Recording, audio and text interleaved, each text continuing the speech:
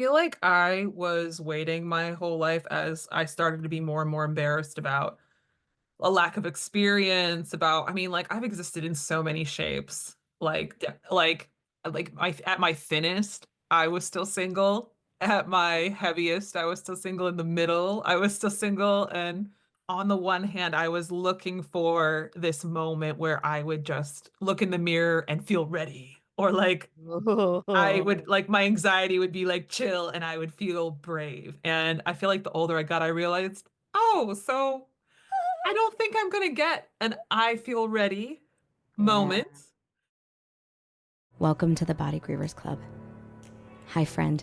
I am your host, Bri Campos from Body Image with Bri. I am a fat positive body image coach, educator, and trained mental health counselor. My goal is to help you stop hating your body and learn how to move through unavoidable body grief. This won't be your average body image advice. No affirmations, no fluff, no filter. I am prepared to say the quiet parts out loud. And no matter how overwhelming or hopeless your body image feels, you belong here. Welcome to the Body Grievers Club. Hi, and welcome back to another episode of the Body Grievers Club. I'm so excited to introduce you to our guest today, and I'm going to have her introduce herself. I found her on TikTok, and I really resonated and related to her story, and I think you will too. So, Allora, welcome to the podcast. Hi, I'm Allora Dannon. I am a hopeless romantic, a plus size baddie, and an accidental late bloomer spokesperson. Oh my gosh. Okay, so for the folks at home, tell us what a late bloomer is. So, if you were to type this into the Google, okay, Google would tell you it is anybody who finds success later in life. And like sometimes they classify that as a glow up or financial success or finding a career. But I took this term and I was like, oh my gosh, this me specifically where romance was concerned, because I Mm, did not start dating or experience any kind of physical intimacy until I was in my 30s. So I took that term and I was like, yeah, that's me. That's me. wow.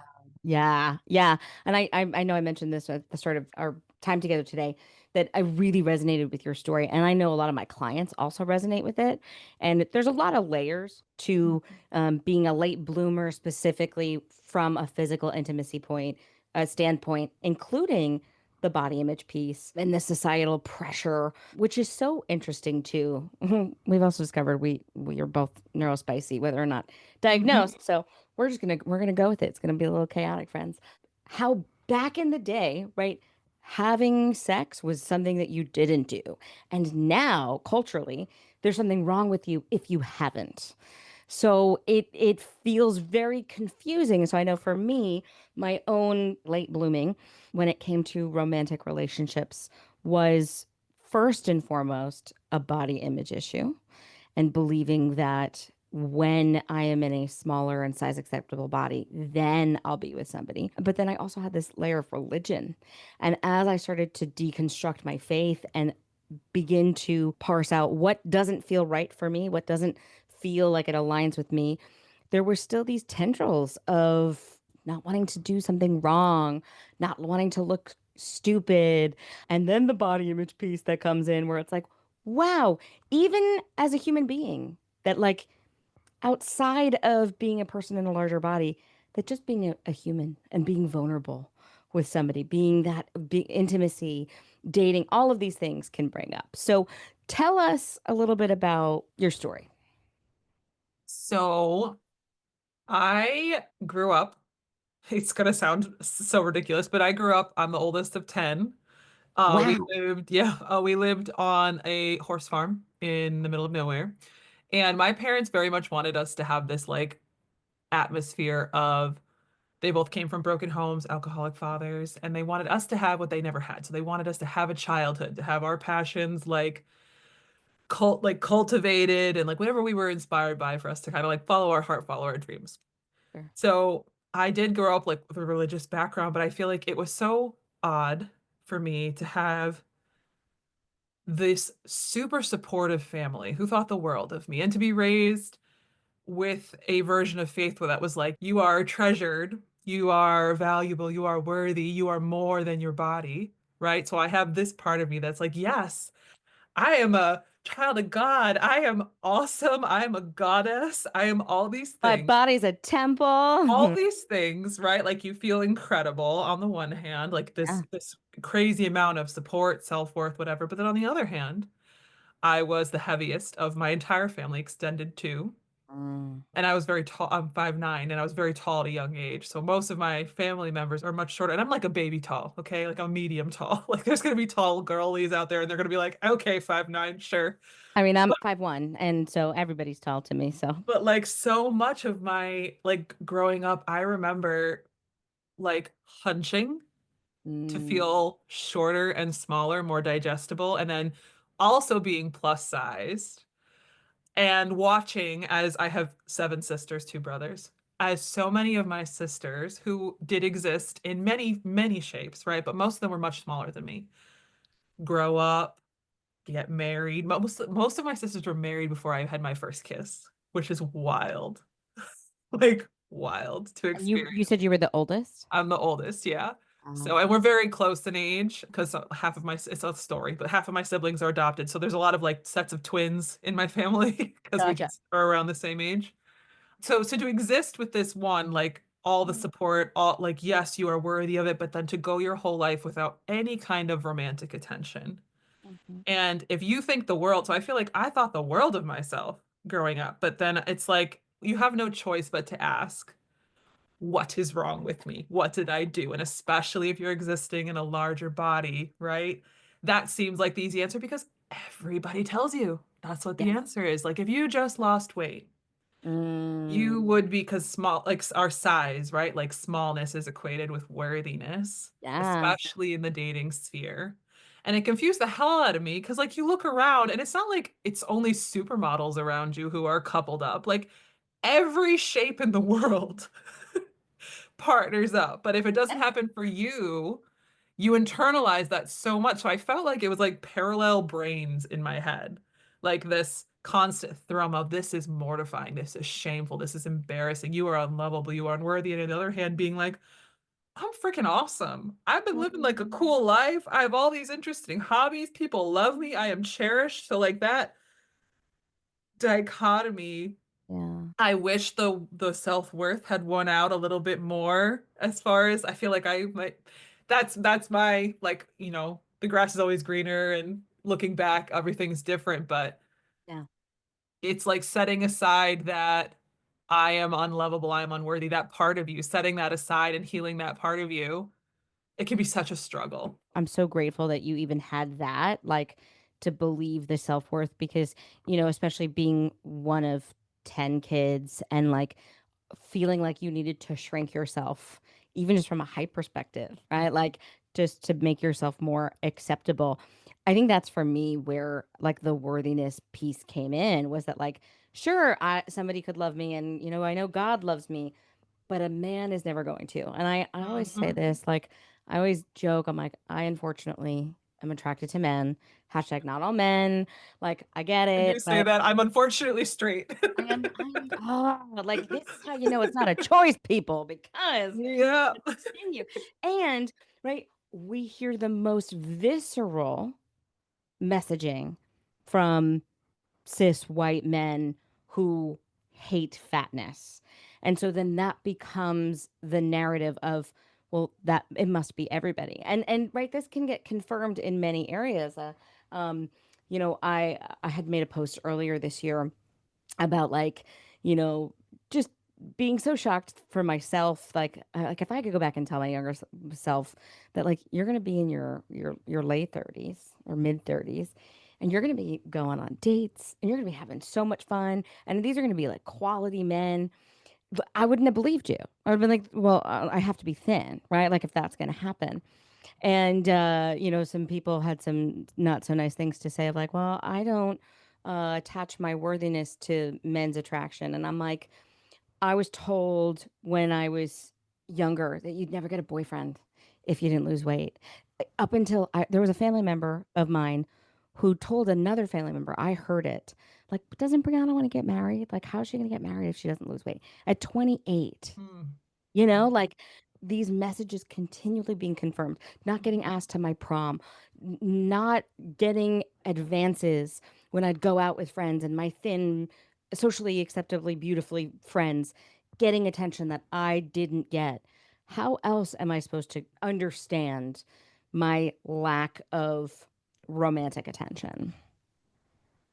100%. I feel like people are faulted, especially when you're chronically single or in the late bloomer community. Mm. People are faulted for wanting to be desired by someone else. Mm. And I find that such a limiting belief because it's not about seeing your worth in someone else. It's not about finding your worth about someone else. It's like being on the reciprocating end of being cherished and not just for your mind or your soul. Those are wonderful things, but also for And your body and your form. Like for someone to look at you and be like, you are a beautiful thing and I want you to be mine. Like there's nothing wrong with that wanting that kind of desire, like that kind of romance. and to for context, when I was younger, when I was 25, I thought, well, if somebody believes those things about me, then that's how I will learn to love myself. And Mm-hmm. now in my 30s, I love myself Mm-hmm. and still want that. Like I can Absolutely. sit in the juxtaposition of having the best self-esteem I've ever had in my life and still Mm-hmm. wanting to be desired Yep. and still wanting intimacy and still wanting to have experiences that the world continues to tell me there's no way you can be having that experience. So I appreciate that reframe of like, yeah, there's nothing wrong with wanting to be wanted. 1000%. And also, like, self-love isn't necessarily a replacement for romantic love. And they don't, like, they're connected, but they're Yeah. not like one isn't like stronger than the other because that's the other common thing, right? Like when you're chronically single, people are like, you need to love yourself more. Yeah. And like, yes, yes, you are right. And I do, but Yeah. Oh gosh. a lack of not having your shit fully together is also not a reason for Or someone like not to want you. Or like some of the other, like, oh, you'll find them when you least expect them. Mhm. Or like, oh, there's just so many things where you're like, yeah, you don't get it. Like I feel like people say these things because they are trying to be helpful, but I feel like the most helpful thing when you express any kind of like if you're sharing with someone that dating is hard, is for someone to validate that and be like, yes, that does sound hard. That does sound painful. Like sometimes the platitudes are more harmful than I think people realize. And they mean it. It's always, for the most part, I choose to believe people are well-meaning when Yeah. they say things like that. But it's honestly, I'm like, I just want you to vent with me. Be like, yeah, dating is hard. Yeah. Like, And it's oftentimes the people who are like, have been married for like ever. And I'm like, when's the last time you went on a date? Like, you can't actually understand how difficult dating is in our current era where technology abounds. I definitely have, I mean, again, the neurospiciness, but I have like a lot of social anxiety where I'm like, I don't like leaving my house for friends. Now I'm gonna go, supposed to go meet a stranger. No, like I'm the gonna just, dating climate is so different. Actually, Matchmaker Maria's book, Ask a yes, Matchmaker, yeah. she talks about how different just within the last 5 years because of COVID and like the Wow. political scheme, like how and technology, like this trifecta, how that has impacted the dating landscape, which I found fascinating. Her book is excellent for many reasons. It gives a lot of like dating strategies, but like she has this like few chapters talking about how much the world has changed and if Mm, especially if someone's like never even used a dating app and they don't necessarily know how it works, like how what the dating landscape is like. It's not that yeah. their advice isn't worthwhile, it's just a little dated, is It all. is. It is. And I'd love to get, more into that. And so I remember seeing your content pop up on my TikTok and being like, wow, I'm feeling personally attacked by this lovely woman on TikTok Nope. talking about being a late bloomer and then like why, just all of the pieces that are associated with this. So now you said you were an accidental spokesperson. So you make this TikTok, you go viral. Talk to us. What happens next? Where do we go from here? So when I, in quote unquote, came out as a late bloomer on TikTok, I chose that platform because no one was following me. So I thought no one would ever see that video, but I just Little did like you know. I just wanted like I couldn't even like talk about it.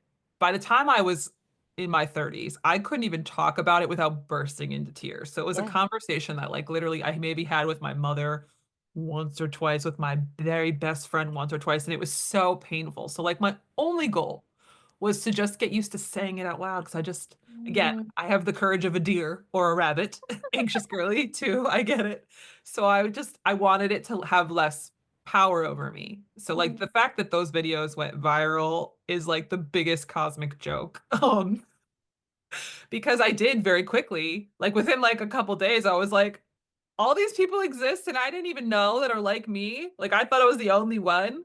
So like mm, immediately that community that like embraced me because we all just were in our little corners of the world, all of us thinking that no one else was like us because all we yeah. see in media, right, are virgin jokes, cat lady jokes. Like this is Yeah. what we're seeing, spinsterdom, right? Like it's Yeah. just such negative portrayals of being single and combating that with like such warmth was wild. Like I wasn't expecting it at all. So those videos kind of picked up steam. I went from 0 followers to thousands very quickly, which was insane. I've never had that. I was never an influencer of any kind. I never had that kind of social presence Sure. or voice at all. And it was crazy in those first videos were me just like asking for advice, like what would you talk about on the dating apps? How do I survive small talk? What's a good first date? Yeah. And it evolved over time to, hey, I just learned about this thing recently. Like I just learned about kissing recently. Let me tell you about some things I learned. So like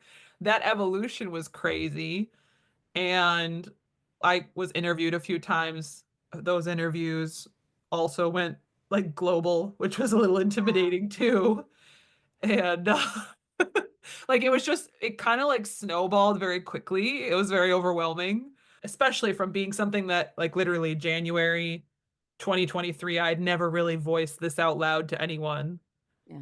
Till February 2023, my face was in articles around the world talking about being a late bloomer and like friends and family are sharing articles about me being like, "Oh my God, I know her. I'm so proud of her." Like it is like my passion now. Like Mhm. I feel like it was something I was meant to speak about, but Yeah. like at the time it was 100% like let's just it still feels like I'm winging it.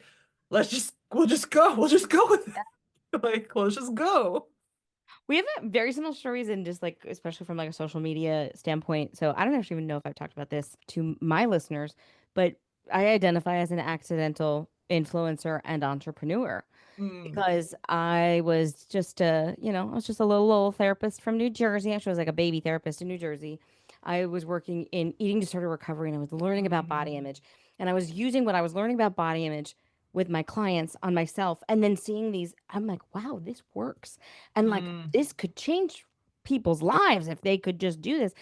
Never expecting my Instagram page to, you know, go in the direction that it went, and it was pretty much overnight where I was like Mm. I went from like zero to like thousands of followers, and that I would be seen in the eating disorder recovery space as the person Mm. to learn from body image, and I'm like, Mhm. wow, no pressure, Here's but your also with the soapbox. pressure. You weren't looking for it, but here's your soapbox. There Enjoy. you Good go. luck. I'm like, why couldn't this work in my dating life where it's like I'm just not expecting Oh it, it man, just if only, drops right? in. And so even in the beginning, there was still body grief, which is sort of Mm. my framework of that I was experiencing that I'm like, I haven't processed this yet and I don't know how to navigate it.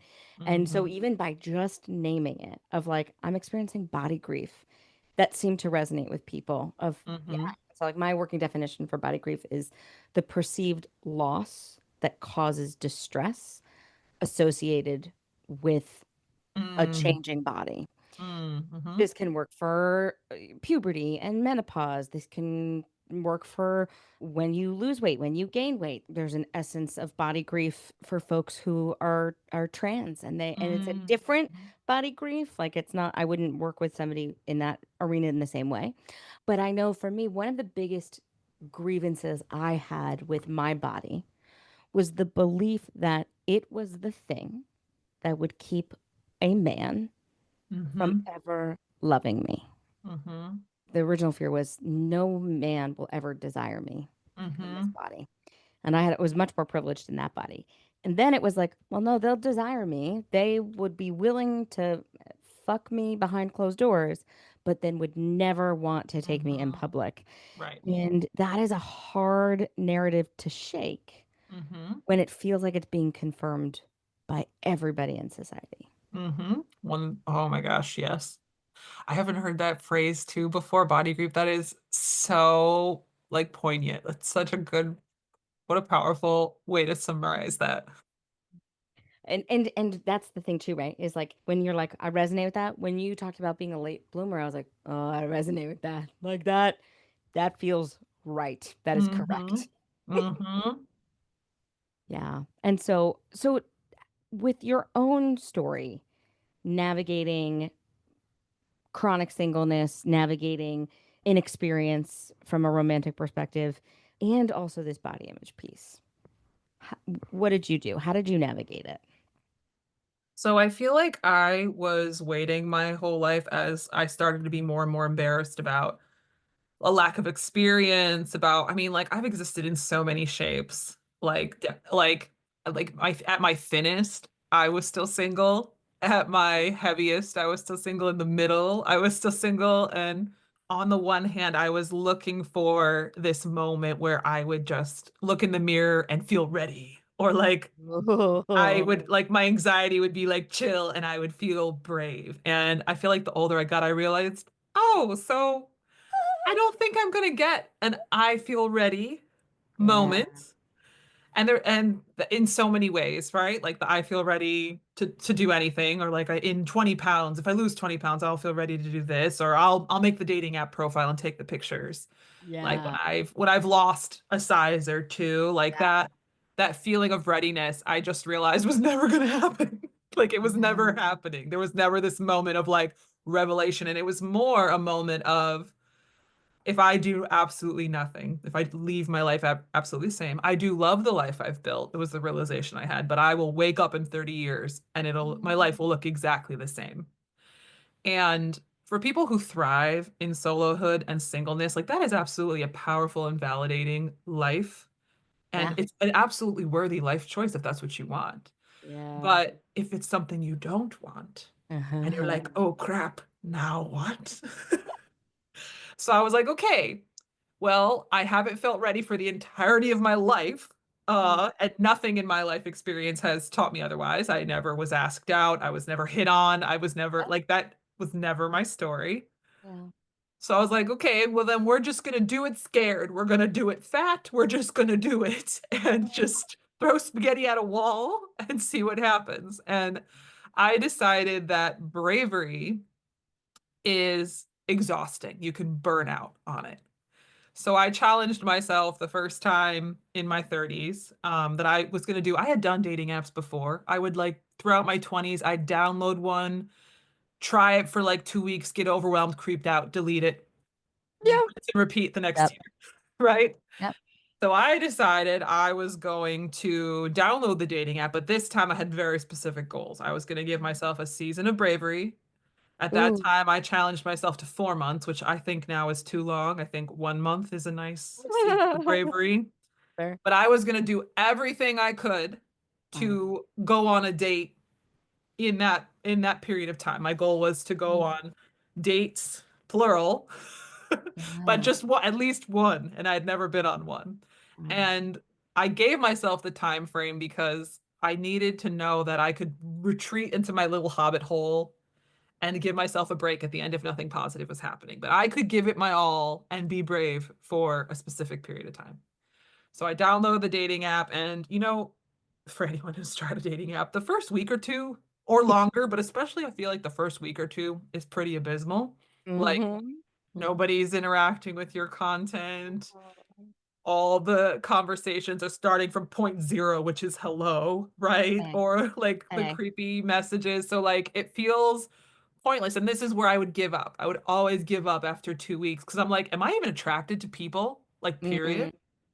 Like Yes. also as someone who's unfortunately straight, men are a little scary looking on the Yeah. dating apps. They can look a The, little scary. I don't know. Smile, gentlemen. Smile, please I, look a little friendlier. You're our only natural predator, and you look so scary on the apps. remember that I choose the bear, I'm the bear. saying, like, just like help us out here. You're a little scary, okay? But my version of pushing through that was if even if someone just said hello, I would actually follow through with that conversation and give them maybe two or three chances to have a conversation with me. Like I would ask a question, see what Yeah. their response was. And sometimes they don't, a lot of times they don't ask a question back. I would still ask one more question. I gave them three shots, okay, for a Yeah. conversation to develop. Yeah. And sometimes it did. Sometimes I was talking to as many as like like 10 people at once. Sometimes during that month-long challenge, I talked to one single person. But Oh, what I learned was your dating app is kind of like an ad for yourself, okay? And if that's all it is, then you're just trying to figure out the right messaging and imagery for your yeah. target audience. But it does Amen. not mean you are unlovable and unworthy if you don't get it right the first time. And Yeah. I do work in marketing. So like as soon as I started to like those little wheels were like Yes. turning of like, oh, I can change my picture every couple days if I wanted to. I can Yeah. be looking up what other dating experts, because I'm not a dating expert, are telling me to change in my app, but I'm just trying to hit the right image and messaging for the Yeah. person that I'm looking for. But if you Yeah. don't get the hits, right, you got to know the algorithm could be working against you. They want you to Yeah. just upgrade, right? But Yeah. They want you're you to pay for that unworthy. shit. Yeah. Also, if someone is not initiating, that was another big hurdle for me was I was always taught that right, you're as a woman, you're supposed to be pursued. So like me Yes. initiating conversation was also hard. Yeah. But eventually if you once I started talking to people, the other thing was for initiating was I asked out every person I've ever been on a date with. They didn't ask me, I asked them. And it's because I feel like people are a little hesitant Yeah. to Yeah. transition from conversation to in person. But for me, I'm like, I don't really know who you are as a person until at least we meet in person. So Yeah. I had a personal rule too. That was the other thing of only talking to someone for a maximum of 2 weeks. Yes. That we Yes. were not going to meet in person. I literally said, "Hi, it's been great talking to you, but unless we meet in person, I'm not it interested in a pen then pal. I think we Yeah. should just go our separate ways. God bless." Yeah. And you know what? I got dates out of that. Look at that. And like I know that like when I've gone into online dating, I've been very defensive of like, well, if they wanted to, they would, right? And a little bit of my story of recognizing my own grief around my body not changing was the belief that no one would find me desirable. And I remember in this therapy session, and because that was how I sort of discovered body grief, was in a therapy session, and my therapist was like, "But how is this true? If do you know people who are in larger bodies who get married?" And I'm like, "Yeah, but it's not happening for me." And I was like, and she was like, "I feel like there's this wall between you, the values you hold, and then dating. And how do you describe this wall?" And I said, "It's kind of like Rapunzel, right? In her tower. And it's like I want somebody to climb to the top for me to prove to me that they want me." And she goes, "But even in that example, Rapunzel had to let down her hair. Rapunzel had to do something to open the door." And I was like, "Well, you know what?" Her name was Maggie. I was like, "You know what, Maggie? I don't like you right now very much." I was actually very defensive the whole time, because I had convinced myself this wall that I had Mhm. built to protect myself was actually the very thing that was keeping people out. It's true because I mean, I don't know if this is true for you, but I also felt like in order to be loved, someone needed to love me in spite of my Yeah. fatness, or like someone had to accept Yes. about me. And I Yes. even like when I first started dating, I saw this in a BuzzFeed article like years ago. Like, and it was a woman had put in her dating profile, like, I'm probably fatter in real life. Keep scrolling if you're not interested. Wait, I And I love thought that. that was hilarious. And I did use it the first time when I met my ex. It was in my profile. And I Yeah. only took it out the second time around that I was dating because someone was like, your pictures show what you look like. you don't actually need to be defensive about your size. I But it was, I will say, for my ex, it was the thing that made him message me because he was like, "You shouldn't have to put that in there. You're gorgeous." And I was like, "Oh," so I'm both ways. So like I get like you want just positivity in your profile is like what the feedback I was given. But listen, also I just it's wrote like that I down. wanted it to be like right in the front, like, by the way, I'm plus sized, or it's not up for discussion. If you're not interested, keep going. Yeah. So Like it's I'm like body I yeah. Yeah, because I mean, how many people have you heard of who go on a date and then they get told, "Oh, you didn't look like your pictures." oh my God, it drives me crazy. All the stories I've heard, and I'm like, oh. And that level of vulnerability is like I'd rather skip that part. Hmm. So I'd rather get all of the uncoming. So even to this day, and whether or not this is right, whether or not people say, I wrote down what you said because I want to put that in my profile, like probably It's found like it. I thought it was funny, and I I think will it's like funny I did go on date like on dates with that. The second time around, I took it out, but like I don't because know. I always feel like I need to qualify of like, hey, I just like I'm gonna remind you that I'm a large woman, like I am a Hmm. plus size woman. Is that going to be a problem? And most times, if somebody has interacted with me, they know that. But Hmm. I do it for two reasons. One, because I want to weed out anybody who it might weed it out. But two, it also weeds out the people who are what I would say only interested in me because of my size. Hmm. Yeah, Right. like And fetish. Hmm. correct. And we have a podcast episode called Fat Sex where I talk about intimacy in a fat body with Hmm. two of my friends. One of the things we talk about in that episode is that, with fetishes, there has to be consent. And so if Hmm. somebody is projecting their fetish onto me in the first few moments of interacting with me, I didn't get to consent to that. And so that gets to feel Mm. icky. It's true, and there is such a line between someone like desiring you, right? And I use the word cherish because I feel like it's Yeah. a full word, right? It's you are cherished Yeah. versus being just objectified. And Ooh. consent is clear in between those lines, but those are two firm camps on either side of that line. Which And feels really hard because I feel like there is an objectification in dating, yes, right? and you do. And like I said, you want to be desired. It's just you want like the whole picture. You want to be desired for the whole picture, and your body is one of them. So you want someone to love you and your body, not one or the other. That Like, exactly, exactly. Like people would say to me, like, "Oh, well, if you were to be in a smaller body and then gain weight, would you want your partner to leave you?" And I was like, No, of course not." But it still feels like it would be easier to get somebody to date me in a smaller body. But I think the same thing I said is like, okay, well, if you prefer my larger body, if my body were to change, would that then change the desirability you have for me? And if that answer is yes, then these are we are not we cherished. are not in the same camp. I love that. Oh my goodness. So you had the seasons of bravery, you quote unquote put yourself out there, and what happened? So, my first season of Bravery did end up in a relationship that I was in for a year, and I experienced so many beautiful firsts with that person. Mm. But if I were honest with myself, I stayed in that relationship longer than I should have because it was the first time anyone had ever loved me. So Mm. there were warning signs along the way that we were not compatible. We were not bad people, but not compatible.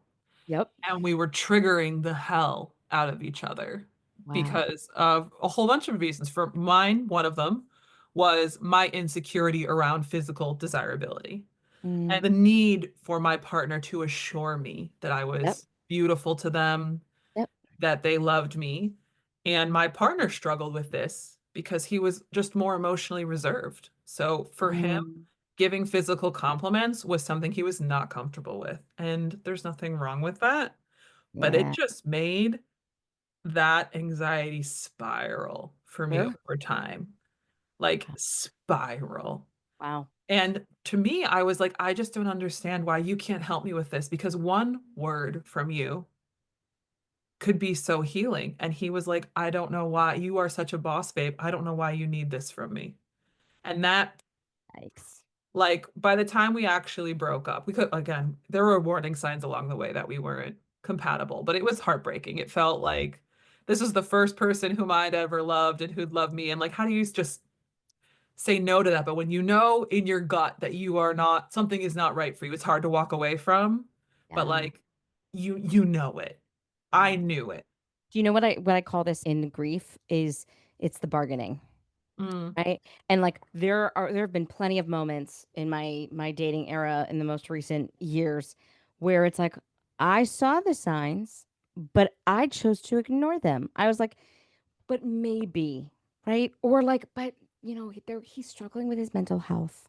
If Or he just did this, if this you just know, changed, we'd be maybe fine. maybe I'm just needing too much. And what Mm-hmm. this process really has taught me is that I get to trust myself. Mm-hmm. And that even in trusting myself, I can still make the wrong choice, but let it be autonomous. Like I Mm-hmm. can stay in this dynamic that maybe is also hurting me, but Mm-hmm. not staying because I feel like I have to stay. Mm-hmm. So So, you were bargaining, you were staying in this yep. relationship. I did eventually, after that year came to a close, I broke things off. The breakup, even though it initially was amicable, ended up being brutal. I don't really know how people are friends with their exes. We did try, but there was just too much hurt in between. Like, I don't know. Like again, we were neither one of us were bad people, but we were bad for each other. Yeah. So 6 months go by. I find myself again, I'm feeling good and it's almost fall. This was last fall. And what I was afraid of was that, again, dating is scary, Yes. right? And I didn't want to, quote unquote, be too afraid to get back on the horse. So I was Mm, like, you know what? I'm going to challenge myself to another season of Bravery. And the goal here is not to meet the love of my life. I just want to prove to my brain that dating can be fun. ooh. And we're just going to go on dates so that we're just get more used to going on dates. The more you Yeah. do something, the less scary it is, right? Yeah. So I download the apps. I said 1 month only. No more of this 4 month nonsense. 1 month only, and then I'm I love it. deleting them all. And I if love it. nothing has happened, I will continue on with my life and try again in the next year. And like I'll Yeah. at least know. Yeah. So I went on first week, nothing happened. The second Hmm. week, the rumbles of some conversations started happening. The Mm. third week, I actually started talking to a bunch of people, Yep. whittled it down to like three that were actually having conversations with me. And I ended up going on three first dates on week four. The last date on the last day of the month of the season of Bravery turned into my fiance. Oh my gosh. Oh my gosh. That is so So beautiful. like I know dating apps can be scammy and predatory. Like I know this, but also Yeah. they're the only way I've ever met someone. Yep. And I just I just I know like people are like, well, you're the exception to the rule. And I'm like, maybe, but there's a lot of exceptions. I don't think that and Lily Womble, I have an episode with her as well, Hmm. on dating and body image, and then I was on her Love Lily. podcast as well. And one of the things that she says is that dating apps are a tool, right? Hmm. Because like so just most recently I was like, okay, if I was living what Lily would call like my main character life, I would Hmm. get dressed up. I would go to a Hmm. restaurant by myself and eat and then go to the bar and then, talk to people. I hate that. I don't want to do that. That sounds awful to me. Like, why? I don't want to leave my house. So the dating And I app, love that she made that suggestion, wait, but I also was like, she didn't make that suggestion. My brain made that oh, there you suggestion, go. right? Of like, well, how am I going to meet anybody if I don't leave Mhm. my house? And it's like, well, if I'm not going to leave my house, or I'm not going to go to the bar by myself and hope to stumble into the love of my life. And unfortunately, my small town romance isn't happening. Every time I go to the farmer's market, I'm like, all right, let's go meet cute. I Let's would scope happen. them out. Every building I went to, every restaurant, every church, every job, I'd be like, who's cute here? Who Yep. looks cute? Yep. Do you ever bring on? Yep. Okay. But I do love, I actually, so Lily's book, Thank You More, Please. She has like a dating exercise in there called forming your essence-based preferences. Yeah. So like going into dating, right? I know you know this. You But talk, you but know, Lily. the listeners, But it's really giving yourself a guide for specifically the kind of person who works for you. And it's not just looking at like height or money. It's like, well, what does this mean? Like for me, I Yep. did want to date someone taller than me because I am tall, but it's because I wanted to feel smaller You next to wanted to, someone, for me, it's right? just like I want to feel safe. I want to feel protected. Yep. And like so like it's layered. I don't need someone to make as much money as me, but I do want to know someone works hard. Like that kind of nuance. So I made that list. I did her whole exercise. I had it in mind when I was going on the apps and I looked back on it after I actually met my fiance later. It was like a 99% match. It was crazy. I feel like I manifested that man. I don't know.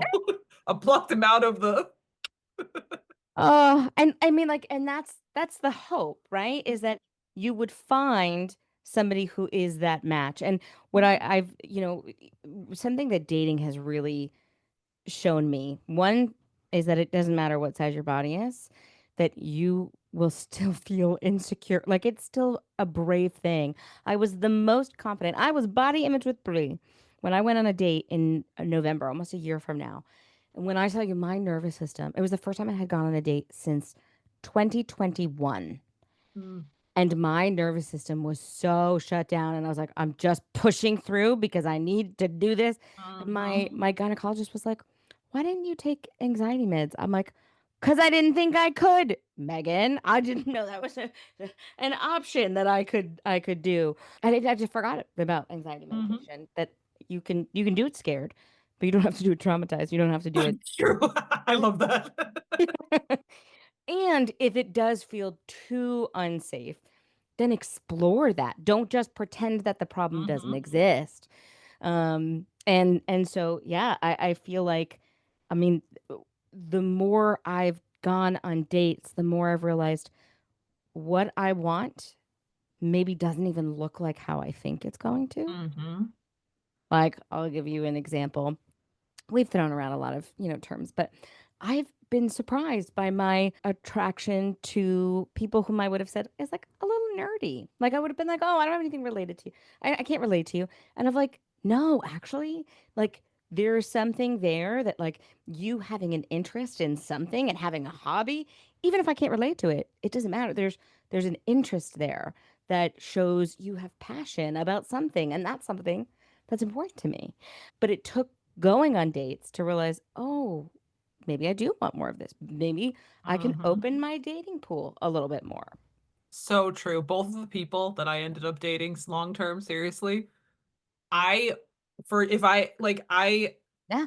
if I went into it with just like this mental image of who this is the perfect guy for me, I wouldn't have dated either one of them for Yes. different reasons. Yes. Like, and it wasn't because they weren't handsome in their own ways. Like, it was just like I went in thinking, like, I'll give the example of my fiance now. He, we do call him the bear. It's his nickname. I mean, I saw I him. He joke, does look like a bear. I jokingly say I did choose the bear. Oh. Oh, but he has this big beard. He has longer hair than I have, and I was raised with that men should be like Yep. short hair, no facial hair because that was like a put together man. Like that was like Yeah. the standard. Like that's what my brothers Yeah. had to look like when we were growing up, right? That was like personal grooming. Like my dad has never had facial hair. He only just this year, for the first time in my life, shocked me by growing a little stubble, and I was like, "Whoa, how are you?" Like, Amazing. if I had taken this, I have to date a clean shaven man, I would have missed out on the love of my life. So sometimes you don't even realize, like, I didn't even realize that I was immediately discounting people with facial hair because of this, like, Yes. childhood notion that if you take care of yourself, you shave. Yeah. Well, and it sounds childish and sounds silly, but it's like it's actually really just rooted in the patriarchy and uh 100%. And I right? And love my man's beard and his hair. I'm obsessed with it. But like there's some you just don't realize like what you could be no. missing out on Yeah. if you stick to these really rigid things of this is what my person could look like without like The exploration yeah. of what it does, it bring up feelings for me, and does that actually resonate as true? And if it Mm-hmm. doesn't, then that's a belief that you've held on to. And so the same Mm-hmm. thing of like I have been so surprised at how, this is going to sound weird, of how little my body actually takes up in dating. Mm-hmm. Like And I love so like little. same thought. I feel like we're seeing more representation of plus size bodies where someone existing in a fat body is not in the narrative. It's not like the source of conflict. It's not the person's character Yeah. development. It's just this person is fat and they're living their life. Like it's not even like the same way you treat hair color, eye color. You know what I Yeah. mean? Like, and I have Yes. loved that. And I Me have too. loved it seeing, like, for me, the healing you can also get is something I want to talk about when Mm. you are with someone and you're not toxic for each other, right? Like the healing you can get. Like, yes, you can heal yourself and your body image issues on your own, absolutely. But you can also do it even sometimes a little bit faster with like a partner who Mm. is supportive of you. Like it's not something you have to do on your own, is what I'm saying. Well, it's And just that's that like also that something I wasn't edification. expecting. Right? Like it's like having a cheerleader and being like, yeah, right? And I will say, like, again, I am the most confident I've ever been in myself, and I have never been more afraid in my entire life. It just showed me that it's really not about my body. My body Mhm. became the scapegoat and the Mhm. reason of like, well, if I could fix this, then I could get what I wanted. But it's like, oh no, like, what if my body isn't the problem and it's just me? Mhm. And I had to be willing to look at that icky thing and be like, Mhm. yikes, I've never said this out loud. And something in my world is my clients know that like just naming it brings power. That immediately just being Mhm. able to say it out loud and say the quiet part out loud gives us the opportunity for objective awareness where we can be like, Mhm. that's an interesting thought. I wonder where that came from. I wonder if that aligns with the values of what I hold today. No, I love that. And this is going to drift a little bit into TMI territory for me, but I was just thinking about how, like, my partner now, he used to enjoy working out, right? And like he wants to get stronger. We've been trying to like start working out again. And I've been a little hesitant about it because, like, he's just doing the normal, like, wants to be trimmer, get healthier. And I was like, I don't even want to step on a scale. And I was trying to figure out why. And I was like, it is because right this moment, I'm not the smallest I've ever been. I actually love how I look and how I feel. And I know when I even like I would also like to be stronger. So like Mm. looking at like going to a gym from that perspective, but I have spent so much of my life obsessed with a number on a scale or the size of my pants. And I don't want anything to jeopardize this little bubble I have created for myself Yeah. where like I feel so beautiful. Like I love how I look. Like to the point, this is revolutionary for me. This last year with him, I sleep naked every night with him. Every Love it. night. I love And it. not like the lights are off and you're naked. I mean, we are existing, getting ready, Yeah. butt ass naked. Yeah. And how healing not hiding your Wow. body is, I've never had that experience before in my life. Wow. It is insane. And I know some people are like, oh, hell no, but like it just Yeah. evolved slowly. And then all at once, like to the point now, if I wear like a t-shirt to bed because I'm cold, my fiance's like, what are you covering up for? I'm Like, like, I'm cold. but And like just being loved, like your softness being mm, loved, your shape being loved, you loving what you see in the mirror, like all of that, I have been like afraid to jeopardize. So I've been so oh, hesitant about like I'm trying to just look at it as like I don't even still want to step on a scale. Like I just want to feel yeah. stronger that I can that journey I could process. But like Yeah. whatever has happened between us that has created this version of me, I don't want anything to bother her. Yeah. And so I think it really comes to like how do you cultivate like how do you protect that? How do you Hmm. protect what you've created? And like, for me being in my fattest and least mobile body that like when I have experiences with people that it's like it can only go up from here. Like I can Hmm. only there's like I am at my most vulnerable right now. And if Hmm. you are still choosing me now, then like that to me speaks to heart. That Hmm. speaks to Yep. intention. And I'll just say too, like if you're somebody who's listening to this and you're like, I can't even think about sleeping with a partner, like non-sexual, like just sleeping next Yep. to somebody naked, start with yourself. Hmm. Start just sleeping by yourself naked and Such see a what good that's like. point. Yep. I had a Hmm. client once say to me, but what if what if there's a fire and I have to get out and I'm naked? I was like, Girl, sleep with a robe near you. that's what I said. I was like, I mean, like, I'm not saying like, You can grab a robe on the way out. no, Like, like realistically, but I think part of that is then if you are forced to connect to your body, is it hmm uncomfortable? And if hmm it is, what I encourage folks to do is, okay, can we tolerate that discomfort? Because there's That's information so, in the discomfort. so true. I just made me think of like, yes, when I started sleeping naked in general, like, but even on my own a couple years ago. Yeah. But like when I started with a partner, I remember one of the first things that bothered me about it is when I laid on my side, being aware of like my stomach spilling over, spilling out, right? Yeah. And being so uncomfortable with that at first. And I'm like, why am I uncomfortable with this? This is literally just the Yeah. shape, the space that I'm taking up. Yeah. And another example of like a partner being healing for you, when my partner like started to sleep, like he would spoon me, but he would hold my stomach and be like, "Does this bother you?" And it took me like a second the first time he did it because I was like, Baby. "No," but I Oh, expected it to. I expected to yes. like flinch away. I expected to be horrified. And he's like, "Well, I'm not trying to like make you feel in any way. Just I love your belly." And I was like, Yeah. so just like the healing, like again, I had already started this, like I like my shape, but like it's hard to make that bridge with another person when, especially if you've never done it before, but how healing that could be as well. Like, Yes. Yeah. I was going to see if I could find it really quick. I wrote a poem after an experience I had earlier this year, and I called it an ode to my apron belly because oh, not only did I enjoy, like, or not, I wasn't like grossed out or mm-hmm, insecure about him touching my apron belly, but I liked it. And I was like, mm-hmm, who would have ever thought that this mm-hmm, thing that has caused me so much pain and shame? There's a part where it's like he grabs my apron belly. A younger version of myself would be mortified. I would have grieved this. This would have made me self-conscious. But this man sees me and he wants me and it feels good. So I let him. And I like remember vivid mm-hmm. moments of like Like wishing poetry slam, snapping. wishing I could cut my stomach off. Like if I could just like cut Mm-hmm. my stomach off, Yep. then I would feel comfortable in my body. Mm-hmm. Problem with body dysmorphia is that like the goalpost will always change because then you cut your Mm-hmm. stomach off, but then you're noticing, well, but my arms flap. So if I could cut that off, and then it's like, oh, okay, well, my arms up, now my neck, and you're just gonna keep chasing something that doesn't exist.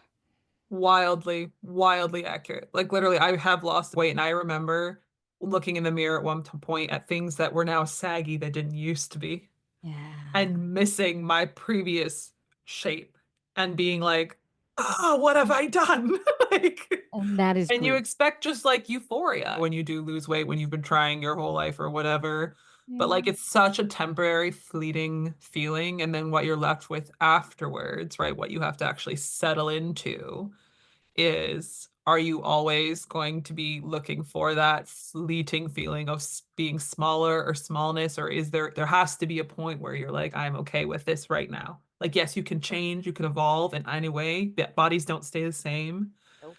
but like if you're always chasing that feeling, you'll always be left empty. Like, you'll always come up empty. It is so, so accurate. And if you liked my little piece of my poetry there, hmm I have a reel and it performed pretty well.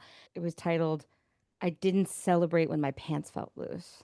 mm And the reason I didn't celebrate when my pants felt loose was because I actually approached my body with neutrality, that mm I wouldn't have grieved if my pants had gotten tight. But I hmm can't get to that point of not grieving getting bigger hmm if I'm still celebrating when my pants get loose. hmm Because hmm there's no neutrality. And so it's Yep. like you're gonna choose the chasing of the joy. If it's in your body changing, then you can rest assured you're gonna come in and out of it. You will feel joy hmm and then it will leave. And what hmm I wanted was something predictable, something stable. I wanted consistency. I love consistency.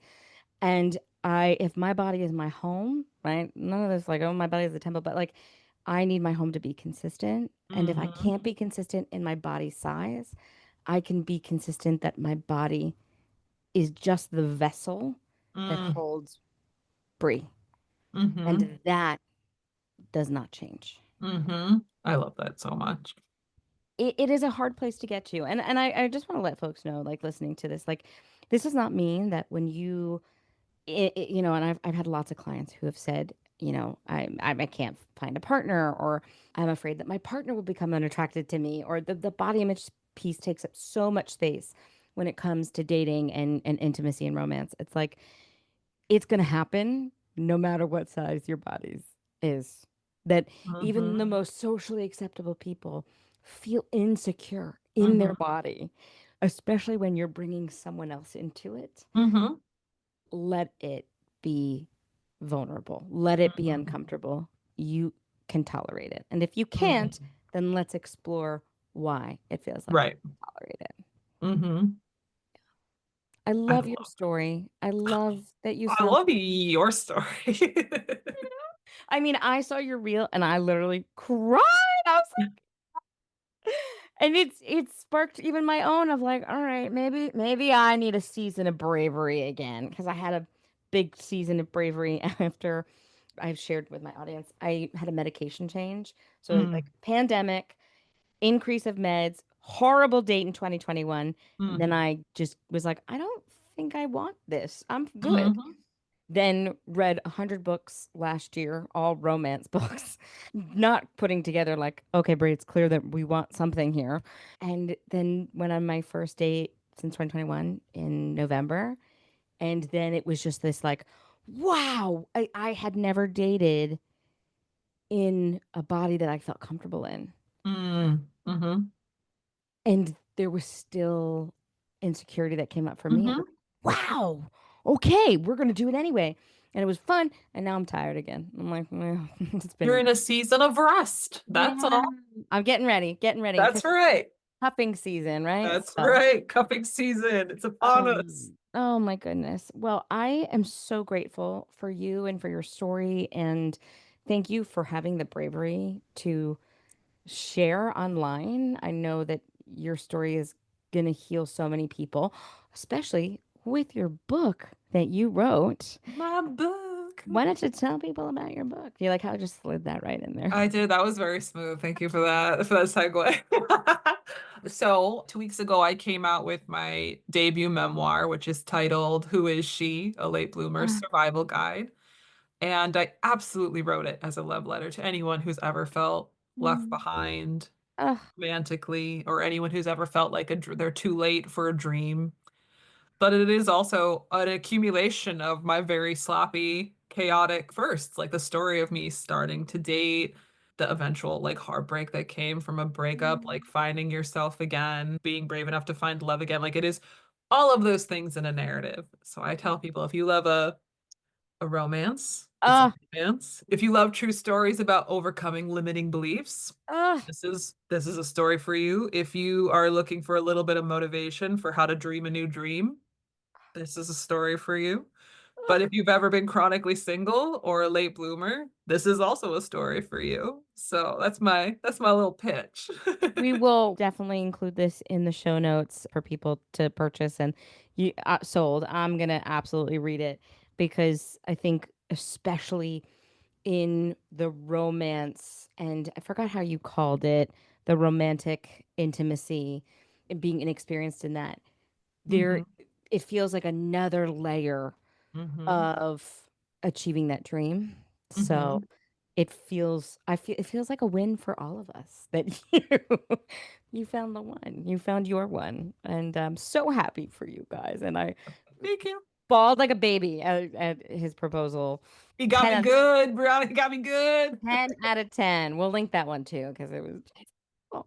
If folks are listening, whether they are, you know, late bloomers and in relationships, whether they're single, they resonate with your story and they're like, I just don't even know where to begin.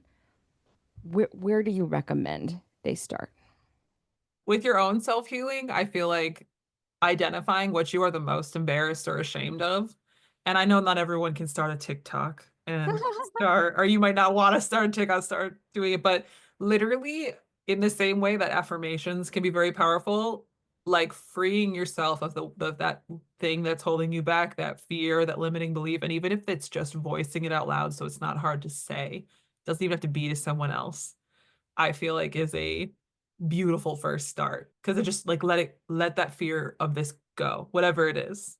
Yeah. And then I think the second thing is knowing that you're not alone in this.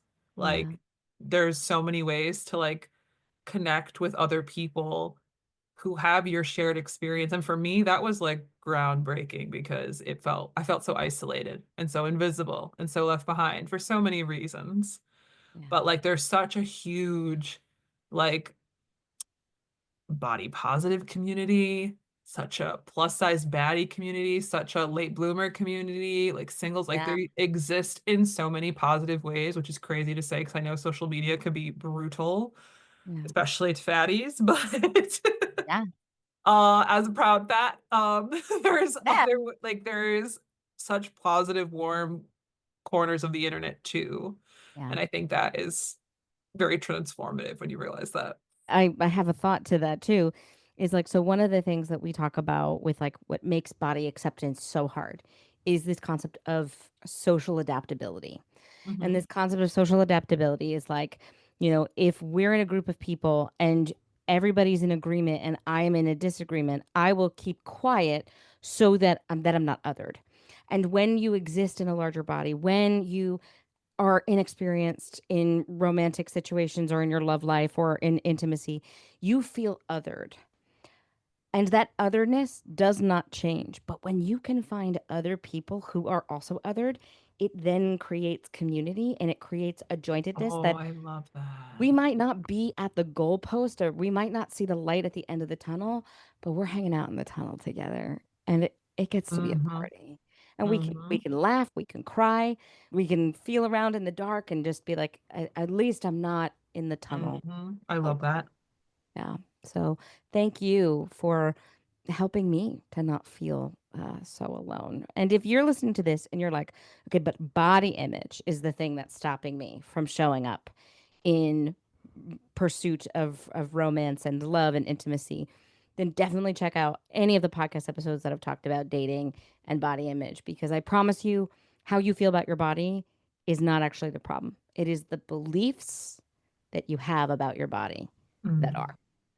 It's not your body, but it's the beliefs about your body.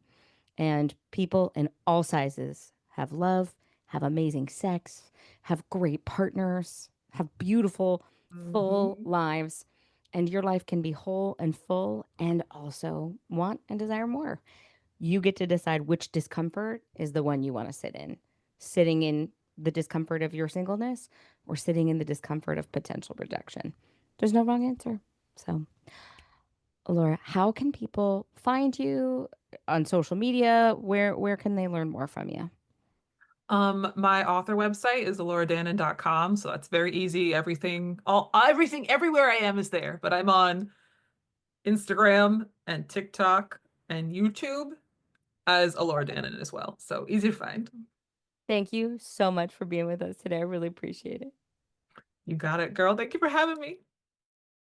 Hey, friend. Thank you so much for listening to this episode of the Body Grievers Club. Like all of our podcasting friends, we ask that you like, subscribe, and share this episode with someone who you think needs to hear it. I know that body grief is tough, but I hope this episode helped you to feel less alone. To learn more about how you can shift your body grief to radical body acceptance, be sure to check out my free 7-step guide designed to help highlight how you can transform your body image story. You can also learn how to work with me inside of the show notes.